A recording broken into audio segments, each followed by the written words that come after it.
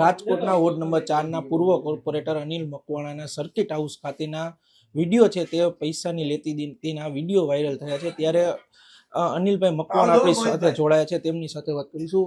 અનિલભાઈ, circuit house ખાતેના આપના 2 video છે તે વાયરલ થયા છે, એમાં પૈસાની લેતી દેતીની વાત થઈ રહી છે, શું કહેશો તેને લઈને?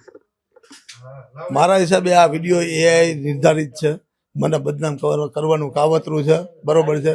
એટલે આ બાબતે મારી વાત સાંભળી લો, હું સાયબર ક્રાઇમમાં અરજી કરવાનો છું અને જે સાયબર ક્રાઇમમાં જશે એટલે દૂધનો પાણીનું પાણી થઈ જશે। કારણ કે અત્યારના જમાનાની અંદર એઆઈ નો પ્રભાવ એટલો બધો છે કે સાહેબ, તમે અત્યારે અહીંયા બેઠા હો તો તમે અત્યારે દુબઈમાં બેસાડી દે કે ભાઈ અત્યારે દુબઈમાં બેઠા છે।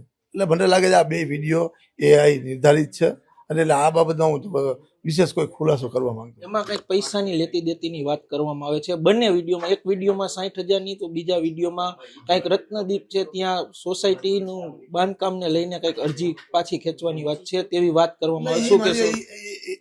એમાં હું તમને એ કહેવા માંગુ છું, આ ફેક વિડીયો છે, આ બનાવેલું છે, મારી વાત સાંભળી લો, ફેક વિડીયો છે, મને બદનામ કરવાનું કાવતરું છે, વિશેષ છે, આમાં હું તમને કાંઈ નહીં કહું। વિડીયો તમારો જ છે કે શું કહેશો? તમે વિડીયોમાં દેખાઈ રહ્યા છો સાફ। અરે વિડીયો એમાં વિડીયો પછી એના શબ્દોમાં ફેરફાર કરવા શું કરવા, એમાં તો બધું એડિટિંગ થઈ શકે ને અત્યારે। તમારી કોઈ પૈસાની લેતી દેતીની તેની સાથે વાત થઈ હતી, શું કહેશો? લેતી દેતીની વાત મારી તત્કાલીન સમયના બિલ્ડિંગ મટીરિયલની હતી, એ બહુ જૂની બાબત છે। કેટલા પૈસા લેવાના હતા તેની પાસેથી, શું કહેશો? 1.5 લાખ રૂપિયા, 7-8 વર્ષ પહેલાના પૈસા હતા, બરોબર છે।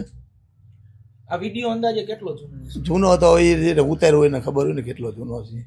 તમારે પણ સર્કિટ હાઉસ અવારનવાર જવાનું હોય છે, ત્યારે આ વિડીયો કેટલો જૂનો તમને ખબર હશે કે? કોઈ તો સાયબર ક્રાઇમમાં અરજી કરવાનો, ત્યાં ખબર પડી જાય કેટલો જૂનો છે, એની પાસે બધી સુવિધા હોય ને એમાં। આ વિડીયો વાયરલ કરવાનું કે આ કાવતરું ઘડવાનું શું કારણ હોઈ શકે, શું કહેશો? અનિલ મકવાણાને બદનામ કરવાનું, ચૂંટણી આવી ત્યારે એના પરિવારમાં કોઈને ટિકિટ ન મળે એનું। જે અનિલ મકવાણા છે પૂર્વ કોર્પોરેટર, તે સાયબર ક્રાઇમમાં પણ અરજી કરવાના છે અને તેનું રાજકીય જે કારકિર્દી છે તે ખરડાવવાના લીધે પણ આ વિડીયો વાયરલ થયો હોય તેવું કહી રહ્યા છે। Parth Bhatti, voice of day, Rajkot.